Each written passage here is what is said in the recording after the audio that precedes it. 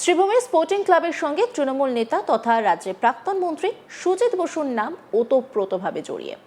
বিগত বছরগুলিতে দুর্গাপূজার সময় বিশেষভাবে চর্চায় চলে আসতে দেখা গিয়েছে এই ক্লাবকে। এদিকে আবার ইতিমধ্যেই পুর নিয়োগ দুর্নীতি মামলায় সুজিত বসুকে গ্রেপ্তার করেছে ইডি। এই পরিস্থিতিতে ফের একবার শিরোনামে শ্রীভূমি স্পোর্টিং ক্লাব, কারণ শ্রীভূমি স্পোর্টিং ক্লাব থেকে উদ্ধার বিপুল পরিমাণ ত্রাণ সামগ্রী। গঙ্গাসাগরের পুণ্যার্থীদের মধ্যে বন্টনের জন্য বরাদ্দ জিনিসপত্র সেখান থেকে উদ্ধার হয়েছে বলে জানা গিয়েছে। উদ্ধার হওয়া সামগ্রীর মধ্যে পিতলের কলস, ত্রিপল সহ আরও অন্যান্য সামগ্রী রয়েছে বলেও জানা যাচ্ছে। বিজেপি নেতা দেবদীপ সিংহ রায় তিনি কি বলছেন শুনব। দেখুন, এখানে পাওয়া গেছে হচ্ছে প্রচুর ত্রাণ সামগ্রী পাওয়া গেছে, যেমন আপনার কম্বল, তারপর ত্রিপল, পৌরসভার আপনার বালতি, পৌরসভার স্ট্যাম্প মারা। আচ্ছা, 2024-এর গঙ্গাসাগরের কলস, প্রসাদ পচে গেছে, এসব পাওয়া গেছে। 26ও পাওয়া গেছে, 26-এরও পাওয়া গেছে। কি এটা কি সব সরকারি? একদম সব সরকারি। যে আপনার ত্রাণ সামগ্রী তো সব সরকারি আছেই, প্লাস যে পেতলের কলস ছিল সেখানে বিশ্বকর্মা স্ট্যাম্প মারা আছে সেই বাক্সে। মানে যে গঙ্গাসাগরের মানে যারা পুজো করতে যাচ্ছেন তাদের জন্য, একদম তাদের জন্য ছিল এটা।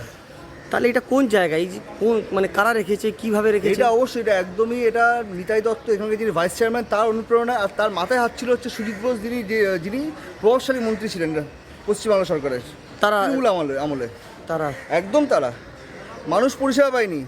তারা নিজের মানে কি বলবো, তারা নিজের যে চরিতার্থ সেটা দেখিয়ে দিয়েছে। উনুন দেখতে পাচ্ছি, বড় বড় ডেচকি পাওয়া যাচ্ছে পিতলে, কোথায় থেকে সবই ছিল মানুষকে দেওয়ার জন্য। আমি 2022-এ এখানে প্রার্থী ছিলাম। আমরা এখানে প্রচুর কমপ্লেন আসে যে মানুষ ঠিক করে পরিষেবা পাচ্ছে না, মানুষ ঠিক করে ত্রাণ সামগ্রী পাচ্ছে না।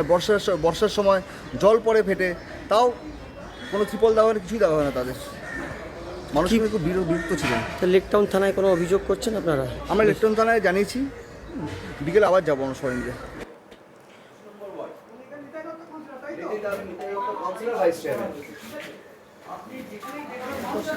আচ্ছা, আরো 3টে জায়গা আছে। এই রবি তো বাইরে।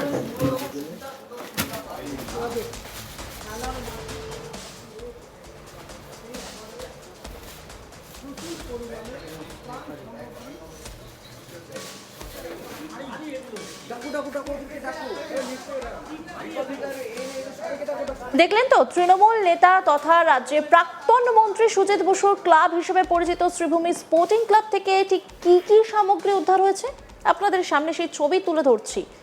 সেখানে পিতলের হাঁড়ি, সেখানে দেখা যাচ্ছে কাঁসার বাসন, সেই ছবিও দেখা যাচ্ছে।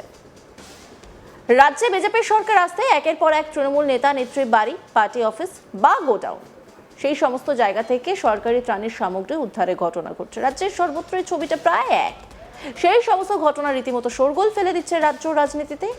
এবার আরও এক জায়গার ঘটনা। সরকারি ত্রাণ সামগ্রী পাচারের সময় হাতে নাতে ধরে ফেললেন স্থানীয় বাসিন্দারা ও বিজেপি কর্মী সমর্থকরা।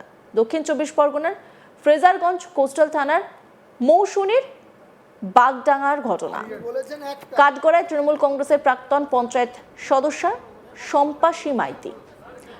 ঘটনায় প্রাক্তন সদস্যার স্বামী ননীগোপাল মাইতি সহ দুজনকে রাতে ধরে পুলিশ। সেই সময় চোর চোর স্লোগান তোলেন বিজেপি কর্মী সমর্থকরা। বিজেপির অভিযোগ, গভীর রাতে ত্রাণ সামগ্রীগুলি সরানোর চেষ্টা হচ্ছিল। সেই সময় বিষয়টি দেখতে পেয়ে হাতে নাতে ধরে ফেলেন স্থানীয় বাসিন্দারা। উদ্ধার হয় বেশ কয়েক বস্তা ত্রাণ সামগ্রী। অভিযোগ, বাকি আরও কয়েক বস্তা পরিস্থিতি বেগতিক বুঝে পাশের নদীতে ফেলে দেওয়া হয়েছে। বিজেপির দাবি, ওই ত্রাণ সামগ্রীগুলি আমফান ঝড়ের সময় ক্ষতিগ্রস্তদের মধ্যে বিতরণের জন্য এসেছিল, কিন্তু সেগুলি বিতরণ না করে আত্মসাৎ করেছিলেন প্রাক্তন ওই পঞ্চায়েত সদস্য। পুলিশ ত্রাণ সামগ্রীগুলি উদ্ধার করে নিয়ে গিয়েছে। বিজেপি নেতা নারায়ণ পয়রা কি বলছেন শুনব। তৃণমূলের নেতৃত্ব ননী মাইতি, যিনি ওরফে ননী বলে, ওনার স্ত্রী বিগত 2018 সাল থেকে 2023 সালের পঞ্চায়েত সদস্য ছিলেন। উনি তৃণমূলের নেতৃত্ব হিসাবে এখানে কাজ করেন। এই মৌসুমী গ্রাম পঞ্চায়েতের বাগডাঙ্গা গ্রামের ওনার বাড়ির থেকে 2 বস্তা 2 প্যাকেট বড় প্যাকেটে ত্রাণের যে আমফানের সামগ্রী নিয়ে অন্যত্র পাচার করার সময়, এক বাড়ি থেকে পুরনো বাড়িতে পাচার করার সময় কিছু লোকজন দেখে ফেলে তার ফলে কি হয়, মালগুলো ফেলে দিয়ে যায়। যখন খবর হয় এলাকায় যে ত্রাণের মাল পাচার হচ্ছে, তারই এই সময়ের অল্প ব্যবধানে পাশে চিনাই নদী আছে, চিনাই নদীর সাইডে ওনার বাড়ি, একটা বস্তা নদীতে ফেলে দেয় সম্পূর্ণ, আর একটা বস্তা নদী সাইডে মুড়ি মিল অবস্থান করে আছে এমন একটা জায়গায়। সেই জায়গায় এক বস্তা মাল জোনা অবস্থায় দেখতে পায় সাধারণ মানুষরা, গিয়ে ওটাকে উদ্ধার করতে গিয়ে দেখা গেল ওখানে 10-12 খানা হারকিন পাওয়া গেছে, আমফানের বালতি পাওয়া গেছে 3খানা, জলের মগ পাওয়া গেছে 3খানা, এবং জলের যে ড্রাম, সেই ড্রাম পাওয়া গেছে 2খানা। সে বাদেও ত্রিপল পাওয়া গেছে 4-5খানা। আর যে বস্তাটা খোয়া গেল, যিনি পরিবাহক এই মালের অর্থাৎ ভ্যানওয়ালা, তিনি বলছেন 2 বস্তা মাল, বস্তার মধ্যে কি আছে জানি না, ওই বস্তার মধ্যে কি আছে আমরাও এখনো বুঝে উঠতে পারি না, বস্তাটাও পাচ্ছে না। প্রশাসনকে আমরা জানিয়েছি, খুঁজে পাওয়া যায়নি, ওর মধ্যে কি আছে কে জানে। এবং আমরা আরো তথ্য নিয়ে দেখছি, এই মৌসুমী গ্রাম পঞ্চায়েতে আমফানের মাল সাধারণ মানুষকে ওরা দেয়নি, বঞ্চিত করেছে প্রচুর মাল। আমি ওই সময় ওই বোর্ডের পঞ্চায়েত সদস্য ছিলাম, আমি দেখেছি সেই সময় সাধারণ মানুষের যে কিটস ছিল, হাঁড়ি কড়া থেকে শুরু করে অন্যান্য যা কিছু, সেই সময় এই মৌসুমী গ্রাম পঞ্চায়েত নোনা জলে ভেসে ছিল, প্লাবিত হয়েছিল, সাধারণ মানুষ বঞ্চিত হয়েছে এসব জিনিস থেকে। এবং কি সেই সময় পঞ্চায়েতের দ্বারা সাধারণ মানুষকে যে জলটুকু দেওয়া হবে, পানীয় জল, তাতেও দল দেখে দেওয়া হয়েছে, যেখানে বিরোধী দলের অনেক মানুষজন রয়েছে তাদেরকে পানীয় জলটুকু সরবরাহ করা হয়। এমতাবস্থার মধ্য দিয়ে বিগত পঞ্চায়েত চলেছে, যার নেতৃত্বাধীনে আমাদের মাননীয় পঞ্চায়েত প্রধান হাসনা বিবি মহাশয়া ছিলেন এই পঞ্চায়েতে, তারই বোর্ডের সদস্য হিসেবে আমিও ছিলাম। এবং এই ননীবাবু যার কথা বলছি, উনি তৃণমূল নেতৃত্ব, ওনার স্ত্রীও পঞ্চায়েত সদস্য ছিলেন ওই সময়কার।